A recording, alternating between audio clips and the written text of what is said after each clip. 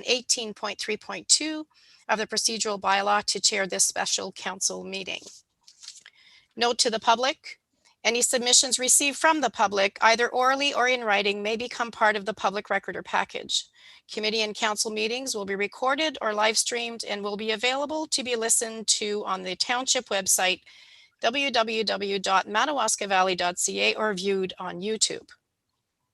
This meeting will be held electronically under the Municipal Emergency Act 2020 and Municipal Bylaw 2020-32, Section 3.6.7, live streamed on the Township of Madawaska Valley YouTube account. Councilor Poplinski. Good morning to all, and I'd like to call the meeting to order.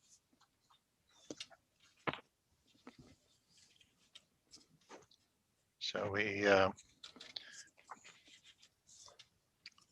I'm just waiting for the CAO to Okay, I can read the purposes. One of the purposes of the Planning Act is to provide for planning processes that are open, accessible, timely, and efficient. Accordingly, all written submissions, documents, correspondence, emails, or other communications, including your name and address, form part of the public record and will be disclosed, made available by the municipality to such persons as the municipality sees fit, including anyone requesting such information. Accordingly, in providing such information, you shall be deemed to have consented to its use and disclosure as part of the planning process. Now, Section 2, if we could ask Silas to speak on behalf. Thank you, Mr. Chairman. I wish to amend the agenda, as I don't know if anybody checked their email. I got a late arrival or a response from Ontario Power Generation, Inc., and it will be added as item 5.9. And because maybe some of you haven't had a chance to look at it, I will elaborate on that email and attachment. Moving forward, item 2.1, the purpose is to hear persons' comments in regards to zoning bylaw amendment application made by the applicant, applicant owners Daniel Finos and Brenda Finos, file number FIN-2021-08. Item 2.2 is the Muncaster Environmental Planning and JP2G Consultant Inc. Scoped Environmental Impact Assessment EIS report dated May the 6th, 2021. I will just point out that there was a recommendation made by the planner, and we will deal with that when we get down to the part of the agenda where council deliberates, discusses the application. Item 2.3, page 1, cover letter from the County of Renfrew, dated June the 9th, 2021. Item 2.4, County of Renfrew Planning Division Zoning Bylaw Amendment Report to Council, June the 9th, 2021. And I apologize, that is where the recommendation is. So that's what will be addressed by council. Item number 3, the purpose and effect of the bylaw amendment is to rezone a waterfront residential property from limited service residential LSR to limited service residential exception 65 LSR-E65 to reduce the required minimum water setback and from the Madawaska River from 30 meters to 19.8 meters for the primary dwelling and 17.5 meters to an enclosed deck. Unenclosed deck. The zoning amendment would facilitate the construction of a new dwelling and deck to replace the existing mobile home. All other provisions of the zoning bylaw shall apply. Before we move on, I just wish to inform council that when we received the application for the zoning bylaw amendment, there was no garage on the site plan. Subsequent to that, I think maybe 5 days later, there was a building permit issued for a garage, and further on in the agenda, that is depicted where that garage has been constructed. Item number 4, report on application and notice. 4.1, notice of complete application was sent out on June the 9th, 2021. Item 4.2, the notice of application and public meeting were sent out to all affected property owners within 120 meters or 400 feet of the subject application, and to all public bodies as required on June the 16th, 2021. Item 4.3, notice was posted on the subject property on June the 16th, 2021. Item number 5, notice to public bodies, written responses and/or telephone messages. We will delete the word none, and this is where item 5.1 was added to the agenda, and it was an email from Ontario Power Generation Inc.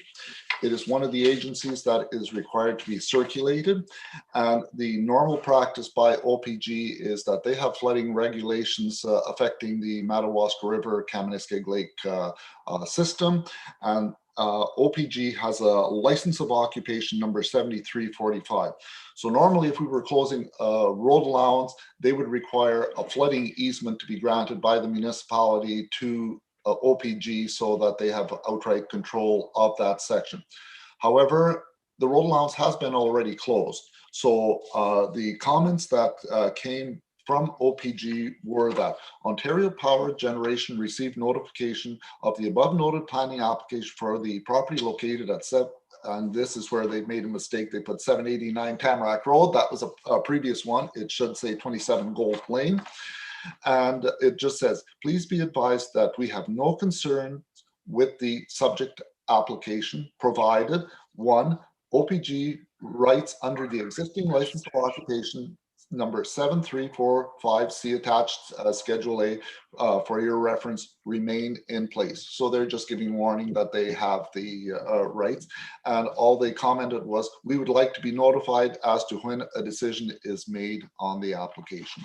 So that was the late email that I received this morning. And as I say, we do not have to provide any easement to OPG because the shoreline has already been closed. So moving on to item number 6, verbal report on general or telephone inquiries and/or attendances at the municipal office. On July the 6th, I had a phone call from Mr. Raymond Benke with concerns about the new garage that is being constructed. His first question was, how close can the garage be to his property line?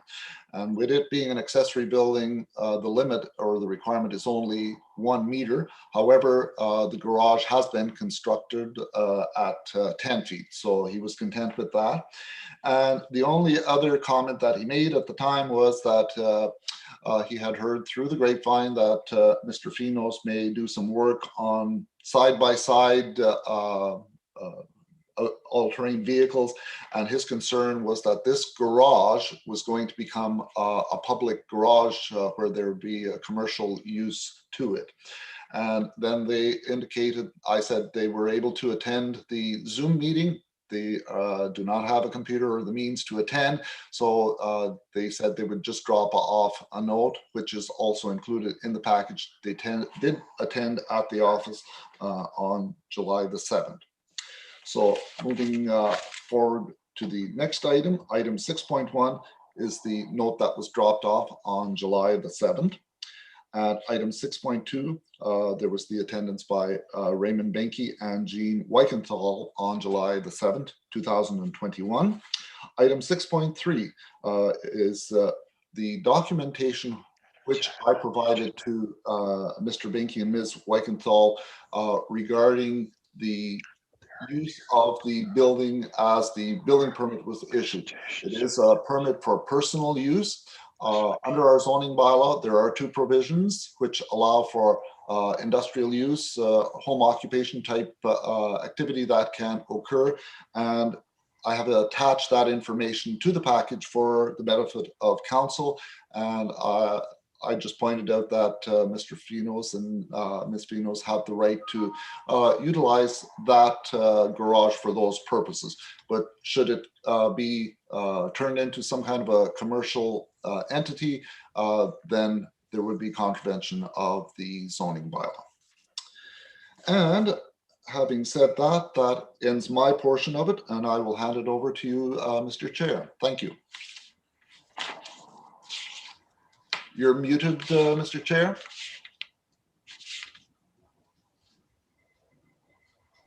How about now? There you go. Thank you. Good. Okay. Yes, number 7 on the agenda. If there are any oral or written presentations by those in attendance, this would be the time to entertain that. Are there any? I know we have Mr. Finos with us today. Any questions, sir?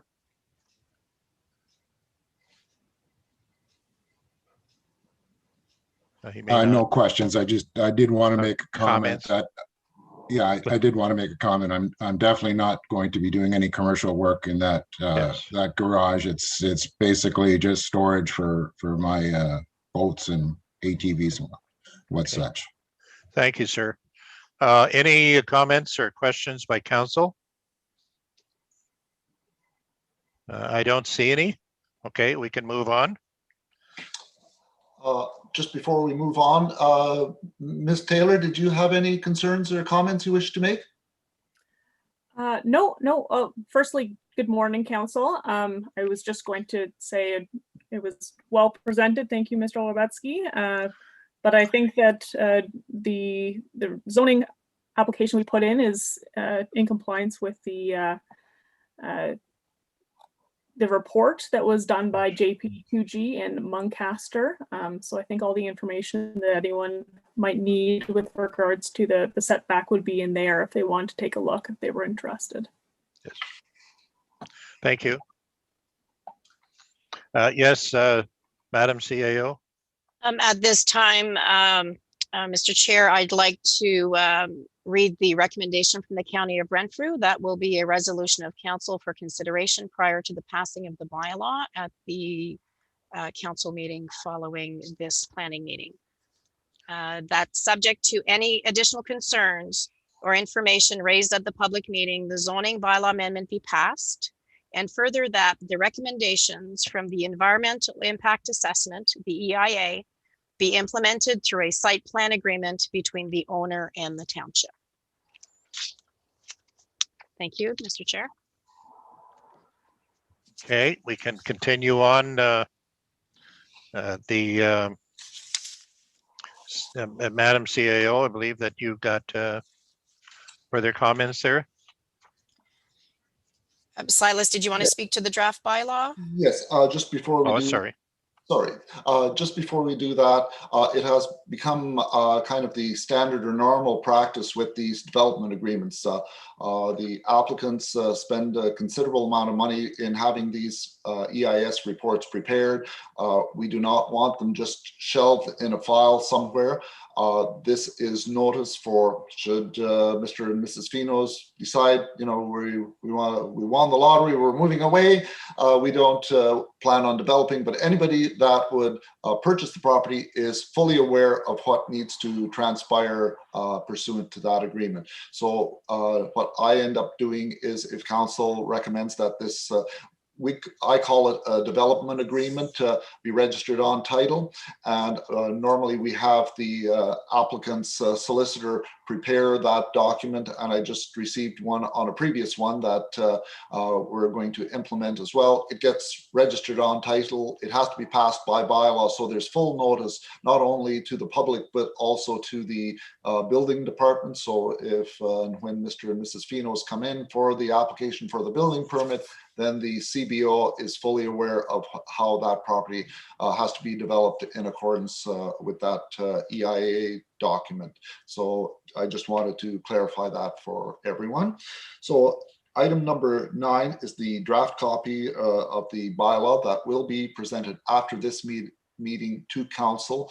And as the Madam CAO mentioned, we will require a resolution of whether council wishes to follow the recommendation of the County of Renfrew that the agreement be entered into and registered on title. And so that is, this concludes my portion of the report. Thank you. Thank you, Mr. Lorvisky, and I can now call upon the CAO to comment. Yes, so notification at the public meeting. Council is also required by section 34, 14.5 to inform the public at the public meeting of who is entitled to appeal to the Ontario Land Tribunal under sections 34, 11, and 19 as follows. Section 34.11, if council decides to refuse an application or refuses or neglects to make a decision on an application within 90 days of the municipal clerk receiving the application, The applicant or the Minister of Municipal Affairs may appeal to the Ontario Land Tribunal by filing an appeal with the clerk of the municipality.